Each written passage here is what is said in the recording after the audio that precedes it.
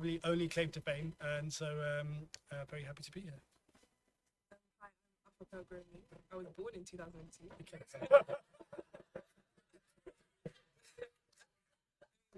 I started studying law last year. I'm about to start my second year here at home. Can you hear it at the back? No. So can we, Carl, can we bring the microphone a little bit forward, please? Turn up the volume. Oh, okay. Oh, there we go. Right. Did I say what I studied? Yes, Yeah. yes, but tell them what you studied. Yeah, sorry, I didn't say what I studied. I am proud of what I studied, but I studied religious education and English, and I was a secondary specialist. Thank you. We heard this morning about some of the many glories, but also the challenges that many of you faced coming to Oxbridge, to Cambridge, and that how you got through it with great resilience, and then went on to change the world in your own spaces, and just such wonderful stories. And I hope that we might hear some more.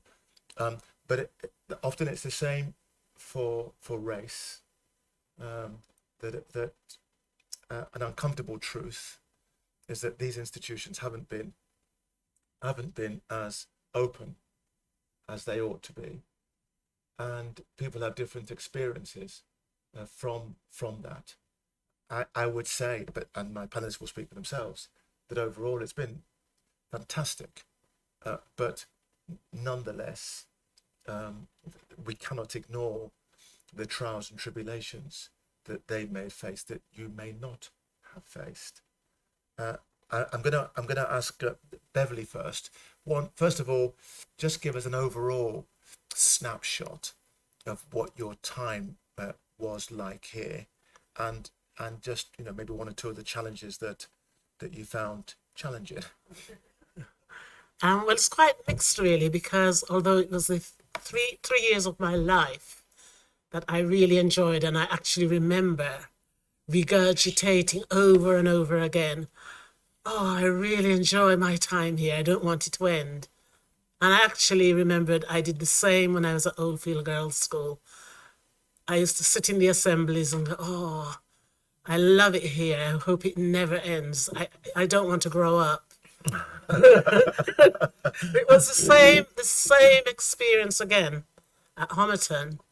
I actually knew about Homerton at Oldfield Girls' School. I went to a secondary modern school because I came from Jamaica at the age of 10 to join my parents, who I didn't know because they left me in Jamaica, could be about a month or 2 months old, with my grandparents. And like the Windrush generation in the 1950s, they came over to make a living to the motherland, also to help the motherland. So I came over at the age of 10. They really knew nothing themselves about the school because I was the eldest child. Back home in Jamaica, I was like at the top of the class, spelling bee champion. So I already had like a bursary to go to the school called Mandeville High. But when I came to England, of course, I didn't know much about the culture. I didn't even know the word snow. Yet in Jamaica, I knew so many words I could be the spelling bee champion. So I didn't pass the 11 plus. So I went to a secondary modern school. My mother thought that it was the grammar school because the grammar school was in Oldfield, which is a place in Bath, and the school was called Oldfield Girls' School. We hadn't visited the school, and so I went to Oldfield Girls where they didn't do A-levels. But Alison Shrubsole, the principal of Homerton College, she was at our speech day. And at the speech day, I had to recite a poem, Property, Property, Let Us Extend, Soul and Body Without End by somebody McNeice. And afterwards she said to me, that was very good. I hope one day you'll come to my college. And I'd sort of forgotten about it and know that I'm only going to do up to CSE, or if I'm really, really good, I could do O-levels. And then my mother said, after I'd done O-levels, I think we should move you. We move you quietly and secretly to a school where you can do A-levels so that you can go to that college. So that was how I that's how I managed to get to Homerton, in that I actually won a scholarship to go to the sixth form, and my parents only had to pay like £90 a year for me to stay there. And so I was in Homerton, where people had gone to better schools. They had the strategies that they must have learnt from the age of 10 or 11 up to A level. But I had to cram all of that in those 2 years at Bath High School. And it's a GDST school. Here's their alumni. And when I'd come to Homerton, this was the, and now you've got this one. So my study skills were not that great. And I used to think you had to read loads and loads of books in order to do an RE essay. I can't believe that what the lecturers are saying is exactly what you must write down. What the essay title is and the structure they've given you can really be that simple. So I'd research and research and research and research and wouldn't get on with it, because I think I'm in this mighty place called Cambridge, and you've got to be really, really clever and come out with these amazing words and really long essays. So I was overthinking and overdoing it. So and I just think how everybody else managed to get through it so simply, because they had gone to the schools that had given them the strategies, and I had it all up in my head, making it up and making it larger than life and more difficult than it really was. And on top of that, my tutor used to say, Beverly, you tend to write the way you speak. So I also needed to sort that out, because my English was not very good in terms of essays.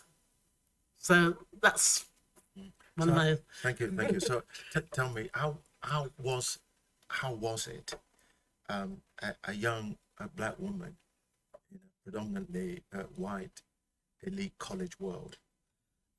In a way, I got on with everyone because I'd come from Bath. I'd been brought up in the Church of England. I go to Sunday school.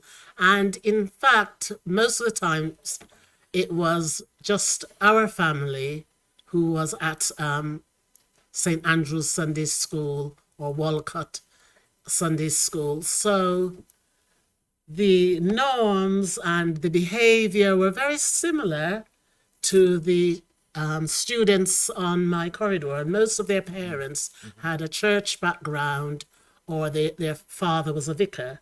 And my parents, although my father was a factory worker making tyres for the Avon rubber factory in Wiltshire, Yes. and my mother an auxiliary nurse, but they pushed us into things that would make us assimilate Right. the culture. So my sister went to ballet. I went to athletics at the weekend. Were you fast? Very fast, 100 meters, almost like Bolt, actually. And we had to go to Sunday school, and we had to go to a uniformed project like Girl Guides, Inters, Juniors, usually a Christian uniformed, where we had mentors, really. Mine was Mr. Philip Myatt. And Reverend Myatt, and he'd take us away camping. Now, usually in Bath, you don't see black people going camping. Right. And Bath had a lot of black people, although people think Bath is very white. The centre of Bath are mainly Barbadians and Jamaicans. Mainly the Barbadians were there first, a few Guyanese and other islands. But they never go camping. So I learned a lot of the ethos and the behaviour of people who are at Cambridge, because I was grounded and mentored by Reverend Philip Myatt, Reverend Philip Jones. So and the church, yes. So the church insulated you. Yes, the church, a lot, and allowed you to integrate. Yeah. With that Yes. fact. in some respect. Yeah. So how was the class distinction? Because I would imagine back then that still mattered. Yes, it did, because I didn't have the money of other people. I didn't have the clothes. My clothes were probably, my big fur coat I covered up in was secondhand. And you can get some really good secondhand things in Bath. So whatever I was wearing was as classy as anybody else, because he had good jumble sales. And my mother, a lot of things in our house, good quality stuff from them. And I was frightened to be asking my parents for money. And at school, so what I used to do, Miss Jean Holm used to say, oh, Beverly's having a good time again. No, at the weekends, I would catch the bus. A special bus would pick up people all around Cambridge. And just outside of Cambridge, we'd go to a commercial laundry. And I'd work there. And that's how I got my extra money. Couldn't go and get money off mum and dad, couldn't afford it, even though I was being paid for everything. £5 was a lot of money when they've got 3. I mean, in our house, sometimes I look at that, so I say, 1 tin of beans I'm eating by myself. In our house, that tin of beans had to stretch for 6 of us. Once, you're lucky if you get one sausage.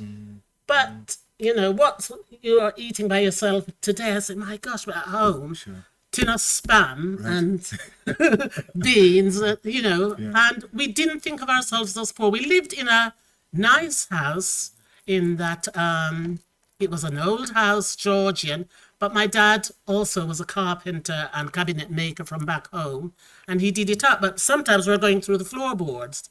So we had the semblance to a lot of people, and a lot of black people in Bath, just like Notting Hill Gate, lived or even owned, and Italians and Polish in the centre owned these houses, because the richer people considered the centre of Bath a slum, except for the Circus and the Royal Crescent and Lansdowne Crescent. Gotcha. But the middle, like Julian Road, River Street. Now, today, those houses, we don't live there anymore. My father got rid, and now beginning at 3, and the house we moved out of, 3.5 million. Oh my gosh. Yeah, turned into 4. So you're worth a fortune. Yeah, so no. But we come from a background where we couldn't afford heating. Our heating at home was a paraffin heater. And my sister, one day, mum and dad weren't in, and I'm supposed to be looking after Yvonne and Hugh. And I was terrified because she fell and burnt up her legs. And the mark was there for life on the paraffin heater one. I think it even could have been a Sunday. Right, sure. Yeah. So we're a different background. Right, yes. Yeah. And coming in that space, as you said, that class did matter. And Yeah. I heard one of the women talk about eating Hazlitt. Remember Hazlitt? It was cheap meat. Yeah. Very nice. Yes. But Ali, so I'm guessing you couldn't be protected by the church. No. But what was your experience here? Well, first, let me agree with Beverly here. It was overall a great experience. I really enjoyed my time here at Cambridge, and I think I just felt something unlocked that that I'm sure each and every one of us can relate to, this wider world, this world of endless possibilities, and just in general being there with so much history. I remember once sitting in a friend's room, and he said, "Do you remember do you know whose room this was?" I was like, "How am I supposed to know that?" He goes, "No, a little while back, this was Isaac Newton's room, and this was the view from his room." Right. And it's at that point that it suddenly switched for me. That there was a point where Isaac Newton was a student just like me. Right. Looking onto the trees, just like I am now, and the rest of my life would be something that I could make anything of myself. I think that was the real positive side of it. But I also very much agree with what Beverly said in terms of some of those challenges. There is definitely the double whammy of both class and culture that comes from not necessarily going to the same types of institutions that many of your class fellows went to. And it's quite easy to miss out on all this stuff. So Beverly, like yourself, I also did pass my 11+, so I think I'm in good company there. And I went to a comprehensive school. But the point that switched, my thinking switched on that was, I remember sitting in a classroom, and it was in sociology, and we'd all just done this mock exam, and the teacher had come in the next week and had a stack full of these mark papers, and he said, right, guys, not the greatest mock exam. We've got C's, D's, E's, and just one B. That's that was the top score. And he starts giving them out, and he gives me my exam paper back, and lo and behold, it's the B. So I'm absolutely over the moon. I was so happy. And he leans in and says, and whispers, "Ali, of all the papers, of all the people in this class, I was most disappointed with you." And I was absolutely blown away. I said, "What do you mean? I got a B. I got the top mark." And he goes, "When will you realize you're not competing against the class, you're competing against the country?" And that was the big unlock for me. That I was only thinking about the world of Ilford. For those who don't know it, East London. It's in East London. It's you'll spot it because it's usually a chicken shop, alcohol shop, chicken shop when you walk down the high street. But it was one of those moments which then really made me think quite differently. And by the way, this is year 10, and this was the first time also in that same class that somebody had mentioned Cambridge. It was the first time I'd ever heard of Cambridge as late as year 10. Somebody said, "Oh, I know someone at Cambridge. I'm going to go and see it." And I said, "What's Cambridge?" And they said, "It's kind of like Oxford, but just less well known." that was my introduction to the place. Well, Oxford sounds pretty good. I think James Bond went there, so I'll take that.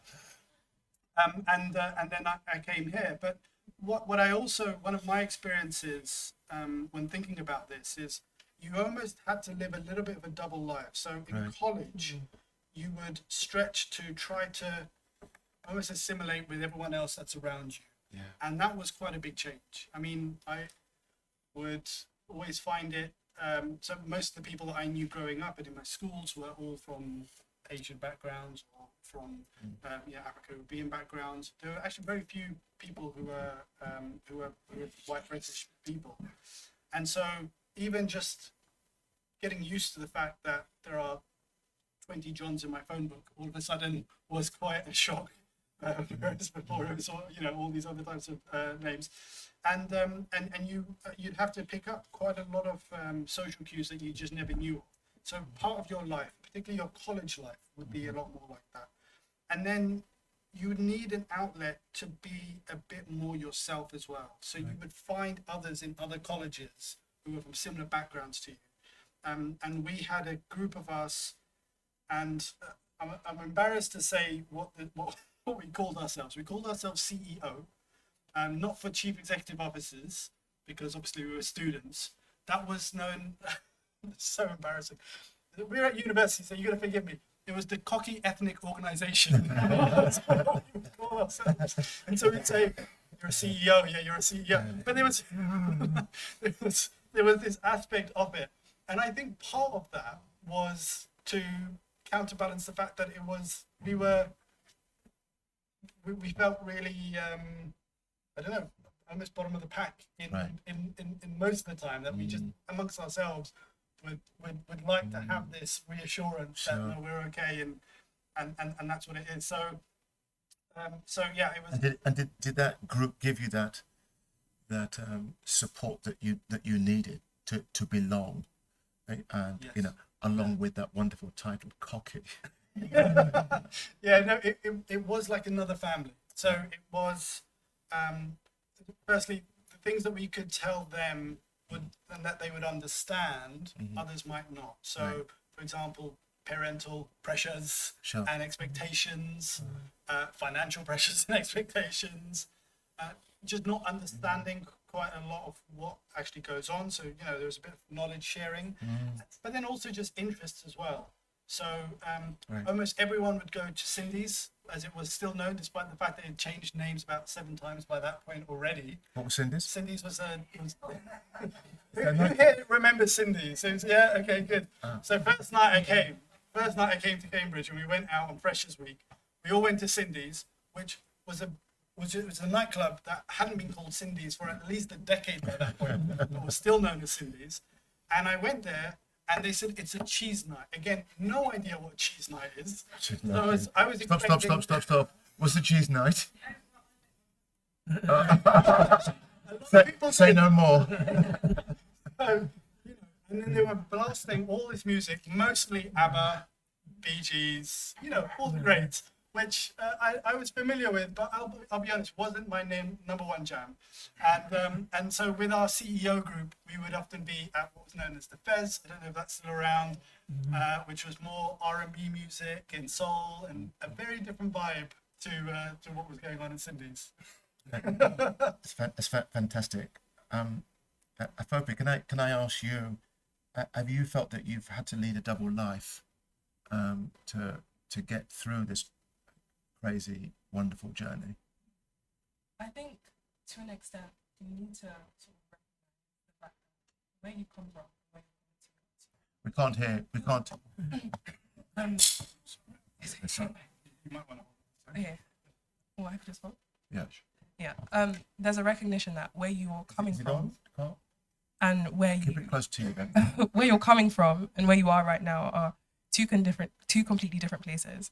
I was born in Homerton Hospital, so maybe it was predestined back in Hackney. And I lived there up until around the age of 8, and I moved to Kent, which was a predominantly white area when I moved. And seeing how education is valued in different households, in different communities and cultures, really heavily influenced the fact that I believed it was important for me to put myself in the best position possible to maximize my potential. And sort of coming here was a dream, but also interacting with different people, you see the different lifestyles people live. People casually talking about the different really high-profile jobs their parents have, even in the clothes that people wear, the mannerisms, the things that people can just casually spend money on and have disposable income in that way. It's not necessarily something that I was fortunate enough to have, but I've continued to see that I got into Cambridge for a reason. My place here isn't sort of by default or by question. And I think sort of hearing on the 2 previous experiences is great to see how we've understood it's important to be here. It's important to understand we belong here, but also to maximize the opportunities we've had. And I think Cambridge has continued to support, and especially Homerton specifically, support people that aren't necessarily in the best financial positions, but irrespective of that, you're not pigeonholed, you're not put into a corner, you're not looked at too differently. And I think it's been a journey, most definitely. I've only been here for 1 year, so 2 more years to come of hopefully more amazing memories. But it's a decision that I don't take lightly, having decided to come here.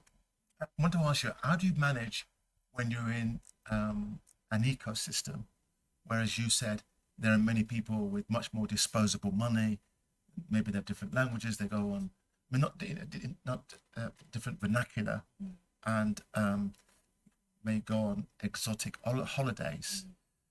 How do you ground yourself and not feel inferior to colleagues around you? I mean, that's a question for all of you, if you like, but if you could begin.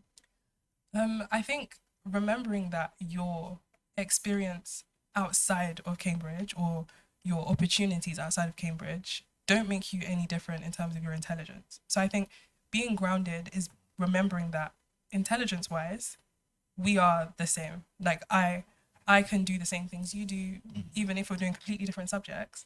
I'm not any different as a result of as a result of my financial situation or yours. But I think it is obviously very easy to think, this might not be the place for me. I'm not necessarily in the most fortunate situation, but being grounded in the fact that I have parents that love me, I have parents that have done everything they can to support me, and also that the university is there to support you. So you've both sort of previously spoken about how things could be difficult, but there are bursary systems now. Right. That's something that Cambridge have been very supportive of. If you have any financial difficulty, they can come and they can support you in that way. I've been struck listening to many students who talk quite a bit about imposter syndrome. do they belong? I want to ask you, Ali and Beverly, that did you have that, and was it compounded by being the other, and how do you manage that? You know, it's funny you should mention imposter syndrome, because I just wrote it down. The first day that I arrived at Homerton, we had everybody from our year. We had everyone from our year sit in the hall just next to the Porter's Lodge. I don't know exactly what it's called, but we were all sat there. It was almost like the first day of school. You know, everyone's there. And one of the first things that Dr. Pretty said to all of us was, many of you, possibly most of you, will think that it's a mistake that you're here. And she said, you know, you're probably thinking something messed up. Somebody messed up in the admissions tuition. You know, one of the admissions tutors messed up, and somehow I just sneaked in. Right. And she said, that's not the case. Right. You are all supposed to be here. That acknowledgement that this is something that we're all feeling was so important, because we all did feel that way. Right. You know, and I was quite inclined to say, yeah, I know they do, but I actually am not supposed to. Genuinely. So, you know, the fact that she acknowledged it really did help.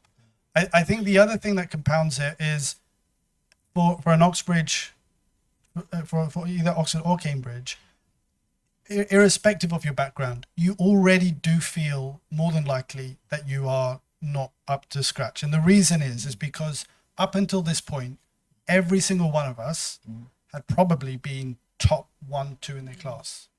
Most of us probably top in our class. And to come into an institution where, you know, you're at best middling most of the time. I mean, at least for me, that was the benchmark. It's very hard psychologically to just get over that, to just know that you are not the top. Yeah. And then I think, you know, so you already have that. And then on top of that, when most people don't look like you, most people don't have the same experience as you, or they don't understand you, it only makes it feel more so. But I think it's there. Did you ever think about giving up? No, I never thought about giving up. I don't think that I know a couple of people who did. I remember actually I was on studying mathematics. There was a couple of us from there. I think 3 of us who started the mathematics course at Homerton. It was the first year I think that we were doing it, and out of the 3 of us, the other 2 did actually drop out though. So there were a lot of people who did feel that way. Right. Here's a question for you, Beverly. That balancing this unbelonging. So first of all, you come to Cambridge, you think I don't belong because they're all posh people, and you know we don't, you know we're not. It's not on the radar. And then so you fight for your space there, and then when you go back home, your peers will see you as this uppity black girl that goes to Cambridge, and they're thinking she's left us behind, and so it was sort of this feeling, where do I belong? Yeah. Well, actually, now that you've asked that question, on coming to Homerton, like my best friend, who was a Seventh-day Adventist, and I would climb the hill after my church, after the Church of England church service. And I'm not supposed to be there. I'm supposed to go straight home. But I'd sneak to her house at the top of Thomas Street and be with her family, and then sneak back through Edgemead Park to River Street where I lived. She dropped me the minute she heard that I'd gone to Cambridge. And in fact, a lot of people, friends in Bath, who were my peers, just didn't want to know me. So I lost all of those friends. And when I went home in the holidays, really, my friends were just my cousins. Wow. How did that make you feel? Well, I even wrote to them when I was here, and they didn't want to know. Because, okay, they were doing, and I thought they were doing far better than me as well, in that they'd gone out to work and had got big jobs as nursing administrators, managers of a bridal shop, their own business. But just the word Cambridge was, oh, you've become a snob now, you're not one of us. And I lost those friends for life. I wanted. Yeah. I'm sure some of you may have had similar, I guess, stuff to deal with, but I felt that might be the case. Yeah. And wanted to acknowledge it. Before I hand over to questions from the audience, I want to ask you all, and I'll start from the right, going to the left. That what would you say to your fresher self, knowing what you know? Here are two things that will equip you for a good existence journey at Homerton. To still be grounded, still acknowledge where you come from, be yourself, work hard, and try to continue those links. In fact, I noticed that the students here who had links with their friends back home and their family, they actually did well. Right. And don't kind of sell out everything to fit in. No. Understood. Yeah. Understood. Yeah. Ale, to your So- maybe to your daughter. Yeah. So if you had a boyfriend or a girlfriend that you were going out with back home, don't just drop them. Because I've seen people who did that and suffered. Yeah. And it's just really important. And it's important to probably invite those friends of yours to come and spend a weekend in Cambridge. I had to do that with my sister. And in fact, she was at Goldsmiths College doing a teacher training course, and she brought her friends from Goldsmiths, and they spent a weekend, and some of them sleeping on my floor. And we went to various things around college, other colleges, and perhaps that's what I should have done at the outset. Yes. Or probably the college can make an arrangement where you can have a little ball where you not a big Cambridge, where you can invite people from home so that they can actually see the environment, and that it's a continuum from school into college. But also there was the expectation as well when you went home that you even superseded your parents. Right. So although they've been telling you day in, day out, you've got to be twice as good, now that you've gone to college, they kind of seeing you now, you think you're above them. Oh, wow. So there was a point where both with myself and my sister Yvonne, who went to Reading University, and with no disrespect to my dad, he used to say, when are these books from your university going to come out of this house?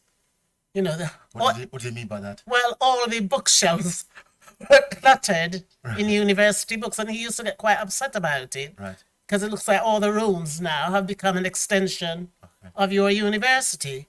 Right. So he, Do you know, you think it might have made it undermined his Yeah. masculinity, Yeah, his yeah. authority? yeah. But at the same time, I must say, within my family and within Bath and Bristol, people who knew us, they were all now sending their children to university. They were this second group, The second generation. second generation. They've all, and I'm really pleased about that. Ali, what would you say to your daughter here this afternoon beyond you must go to Homerton? We already had that conversation in the car, so that's fine. I think you asked for two pieces of advice. The first is stay away from the van of life kebab shop at 3 a.m. It's just really not worth it. That's the first piece of advice. I learned that the hard way. The second piece that I'm going to build on what Beverly said, and it reminds and it comes from a study that was done by one of the PhD students here, and he sent out questionnaires and was asking all students about the university experience. And after he'd finished that, I'd filled in this survey that he'd sent, and I asked, well, I'd love to just understand what you'd learned and what were some of your findings. And he'd spoken to people across the university, all from all different walks of life, and interviewed many of them as well. And he said, well, the one nugget that really stood out for him was that there is also a bit of a reversal. So obviously, if you come from a background that is not that familiar with Oxbridge or Oxford or Cambridge, then you might feel a bit like you're coming from into a completely new place. But there's also another little surprising reversal. He said he spoke with this one chap whose father and grandfather had both been not only to Cambridge but in fact to St. John's, to the same college, and when speaking with him, this was the expectation. This was if he hadn't done this, he was a failure. And he would have to now spend the next few decades trying to prove himself to himself, if nothing else, as being a success. He said in the same afternoon, he'd had a conversation with this chap who was from a Bangladeshi background, who and none of his family, and he had quite a big family from what I understand, had even been to university. So his view was, if I do nothing else in my life, I'm already quite this big success. And he was like, I can have have my pick of any girl would be lucky to have me, sort of a thing. And it was interesting that there was this weird difference there. But I think that the advice piece comes on how you then that you need to understand that that's the case. And I think actually, Beverly, when you say it, it makes a lot of sense. Even if you don't say, "Oh, I went to Cambridge," or or I'm doing academically better than you, or even if you try to be as humble as you possibly can. And I would go to lengths of not saying that I went to Cambridge to a lot of these people, because I didn't want it to, it's just awkward. So the advice would be? But even then, they still feel it a lot. So you have to empathize with the other party, and you really just have to get that across. Got it. It's very difficult to ask about asking a younger self. But give it a go. I mean, I would most definitely say just get stuck in. Just do it. Don't overthink your interactions with people. Don't allow the things you've told yourself to inhibit your ability to take advantage of all the opportunities that Cambridge has to offer. It's an amazing place. I mean, you all know, but sometimes conversations you have with yourself about questioning whether you should be here means that you don't actually get to maximize the things that are around you.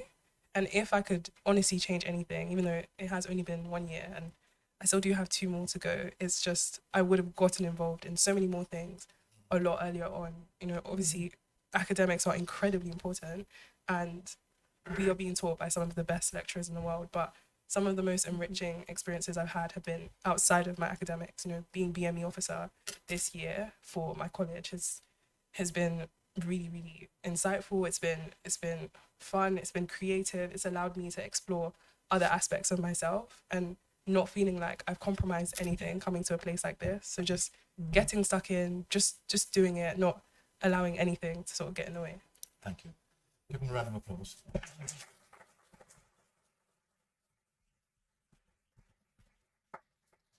We've got 10 minutes for questions and or your own stories that relate to what you've heard. Who's going to kick us off, please?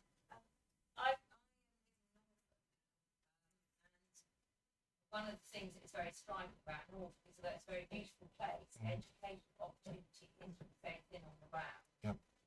It's very rural. There is lots of coastal poverty. Places like Lowestoft, Great Yarmouth, huge numbers of people, living in very poor circumstances. And the state education in Norfolk, the best one in the world, is not great and it's patchy. And when I read your autobiography, which my husband bought me for my birthday, I was struck by something you said, which was that, it's as much about, it's the intersectionality between class and colour as well. Yeah. And I think what you've all said is very important. But I worry that those places like, Great Yarmouth are as left behind as Ilford or Hackney or, Forest or, wherever in Birmingham. And that, what you're saying is relevant in those communities as well. And it's what, you know, how you deal with the kind of broader issue, Yes. and whether you feel that me saying something like that is sort of, I don't want you to feel that I'm undermining what you've said, but how do you feel about that issue of, you know, there being white communities where it's rated with deprivation and their ambition, and kids who don't go beyond, I mean, they're all in the sixth form, for example. Now, how do we kind of make sure that, you know, everybody who needs that input? Sure. I mean, you make a very good point, not least because our North Star about widening participation is not just for those of disadvantages of colour. It's people who are disadvantaged, including those spots in Yarmouth and the north of England. But let me ask the panel: how do we, as trying to be inclusive as we can, what do we say to the authorities that are inclusive for those pockets of white areas that too often get left behind? Education intervention is really important, and really recognizing What does that intervention so look like? it looks like identifying the individual needs of each child. For example, some of the research has shown in London that white working class boys are really underachieving. They're not going to university. They're not even going to further education. They're not even getting through year 10 to 13. And I could say the same about probably Bath, Bristol, Liverpool, across Wales even, although in Cardiff actually they've done quite well. But you know, when I first went to London and I was working in community relations and equal opportunity, we followed Inner London Education Authority race, sex and class. Right. And by 1984, 86, they just got rid of it for political reasons. Right. So because of a lot of politics, some of the things that work in schools and that teachers recognize and head teachers recognize are not funded, are not policy. And I think things even became a lot worse with the national curriculum, because you just had to focus now on tests, which actually undermine white working class, black working class, undermine On that, those of us who aren't coming from homes that are about tests and passing exams. on that point, Ali, how do we remove this false tension that it's either race or white working class? So yeah, it's a great point, and actually there was a study that was done on this which showed if you were to look at people purely based on race, you would see that university admissions was considerably lower for those who are from ethnic minorities. If you were to break that out between very broadly sort of, you know, working class versus, you know, middle or upper class, and with to then break it out by race, actually the situation becomes very, very different actually. So Asian parents, particularly Indian parents, had a significantly higher number of children despite being from working class backgrounds coming into university, whereas if you were white and working class, then it was something dismal, like 9 or 19%. It was very, very low number, and probably, you know, plus 50 for many of the ethnic minorities who are in working class backgrounds. So you can see a big difference. Now, the reason, of course, that overall that you have the statistics look the other way is because there are far more ethnic minorities who are also working class than there are, you know, who are in better backgrounds.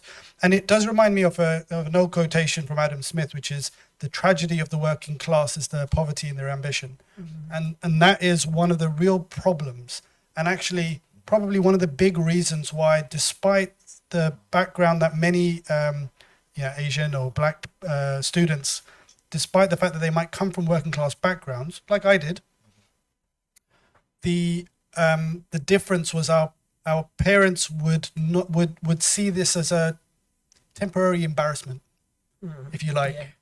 You know, this is a temporary embarrassment.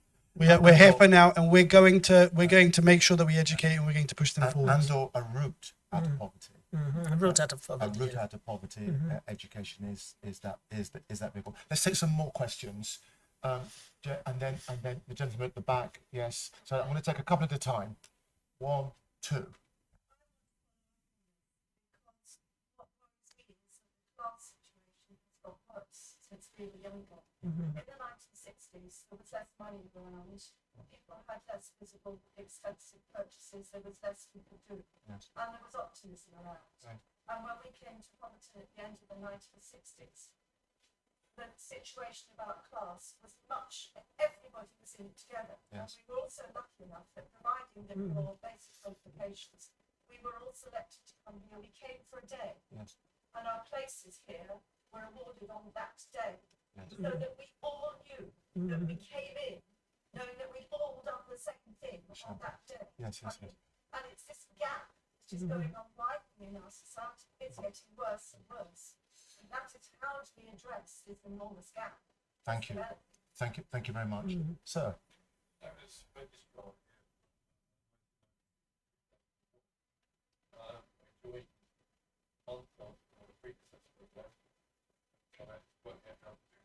Right.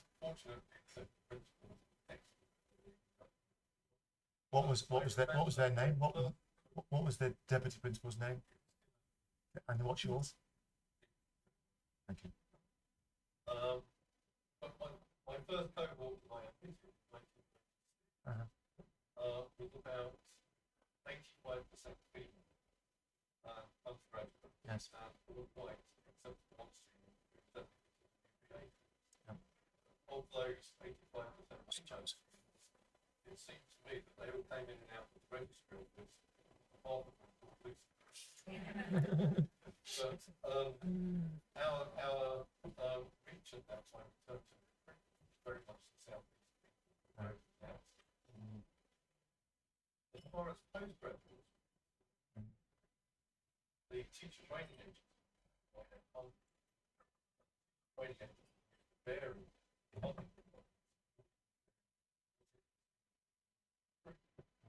So we had at various times, especially subjects, math and science, where students could get funding. And at one stage, they also applied penalty if you didn't recruit an extra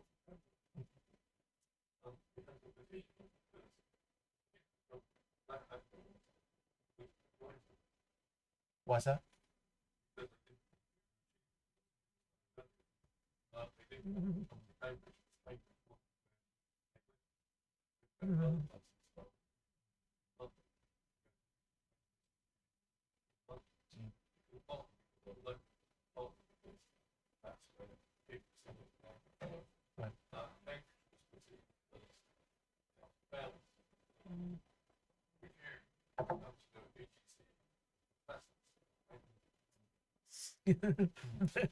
Yes. No.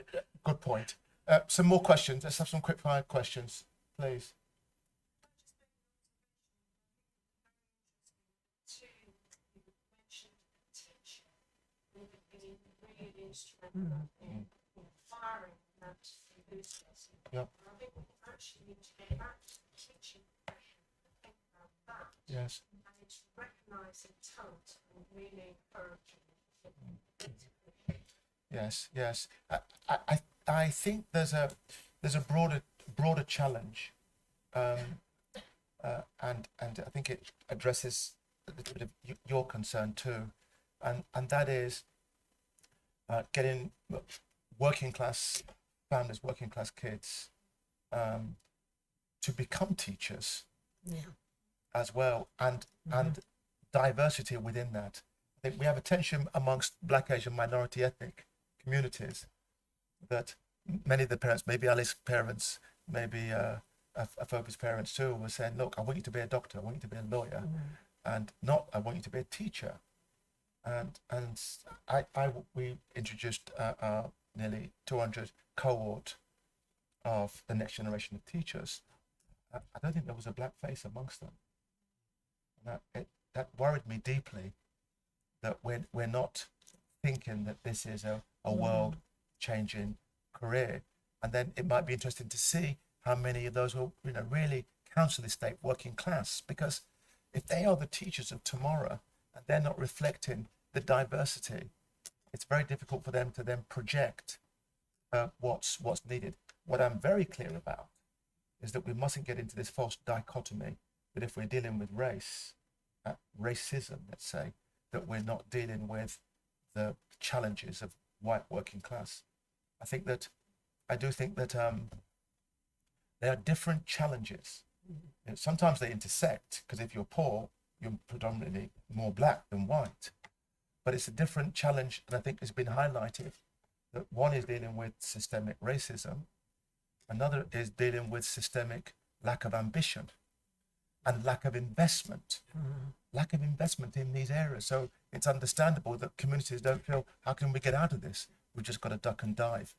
I despise politicians that say that those individuals that are dealing with race, or those footballers that are taking the knee, are somehow against white working class.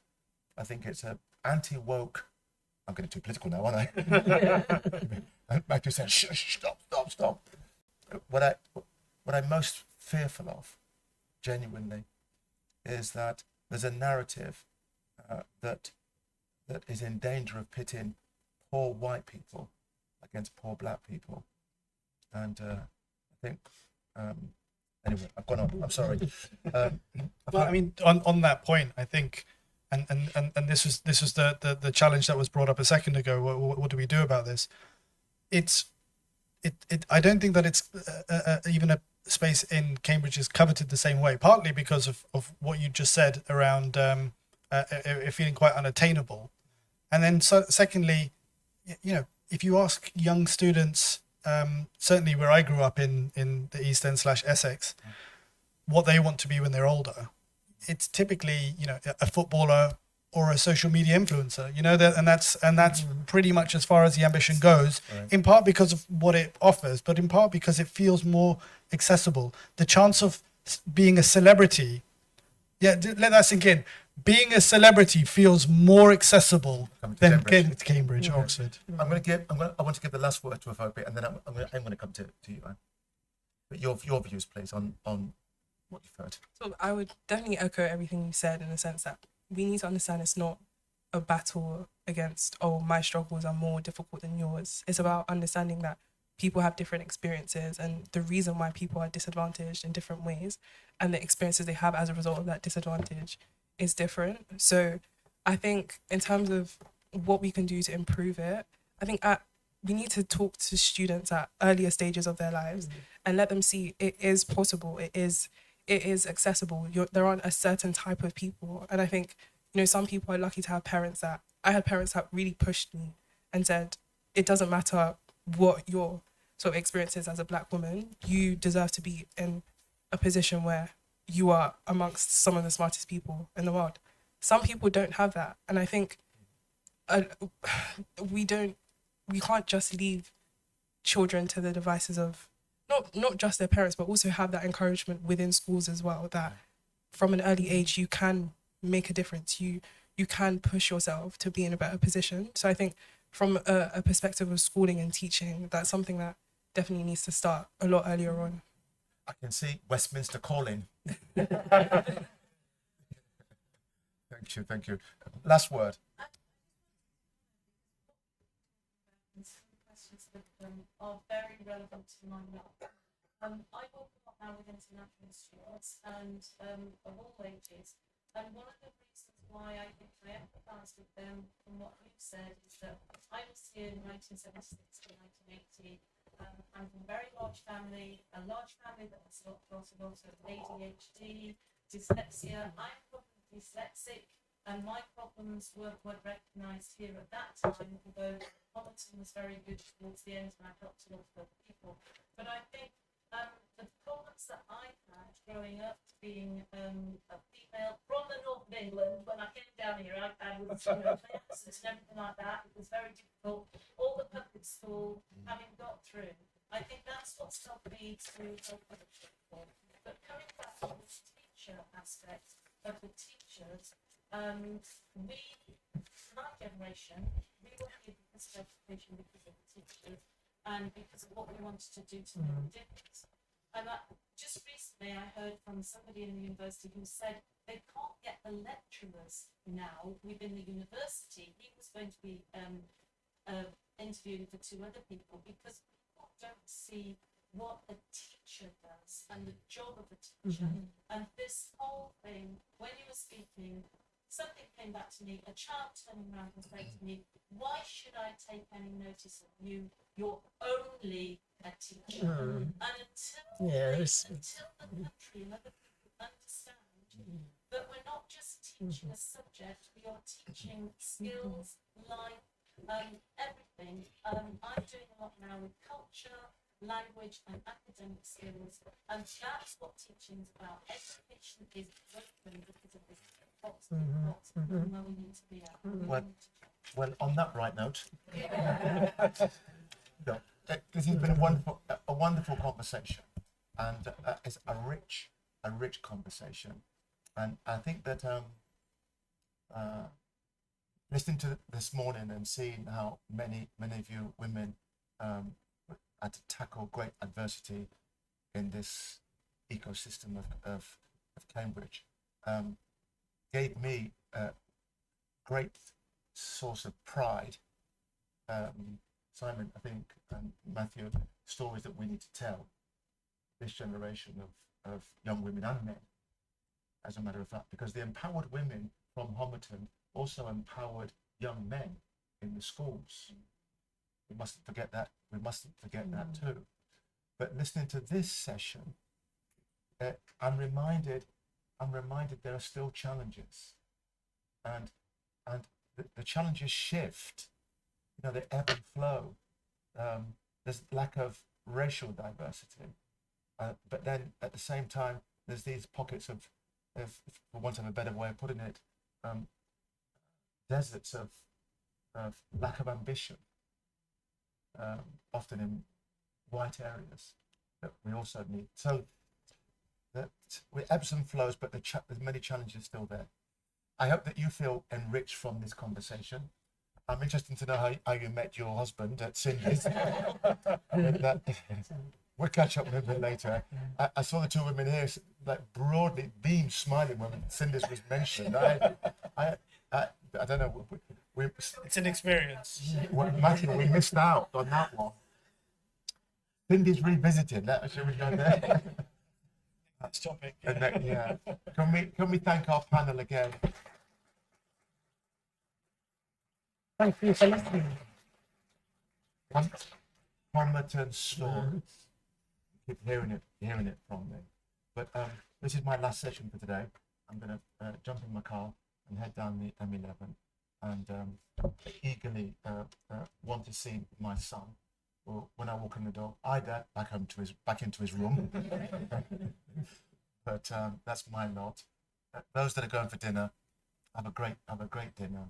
Enjoy the rest of the day.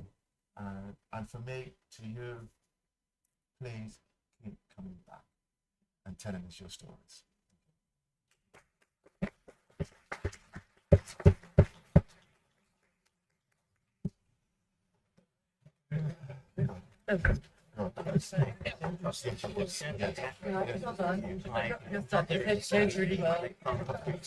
Another picture whilst we talk. Then I'm going to do your. That's okay.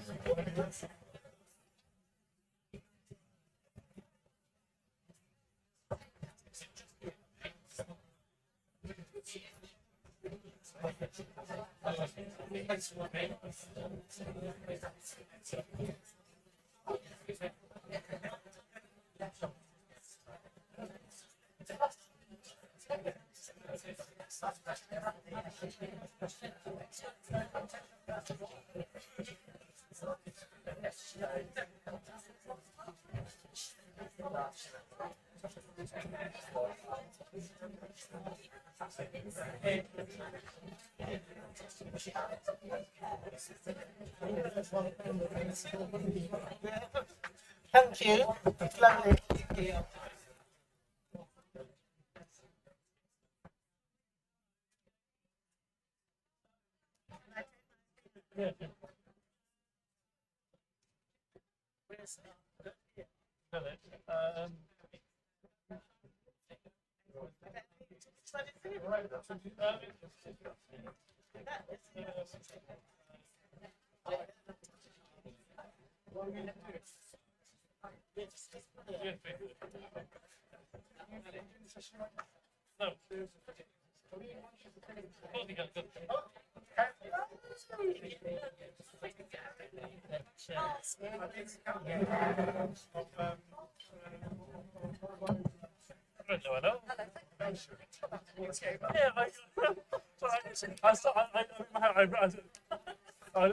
I didn't think I told them I went.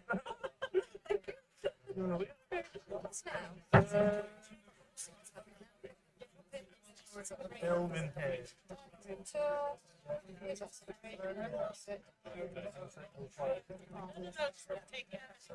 Oh yeah, Kate's here to watch the film. Kate's here. Stay here while the film's on.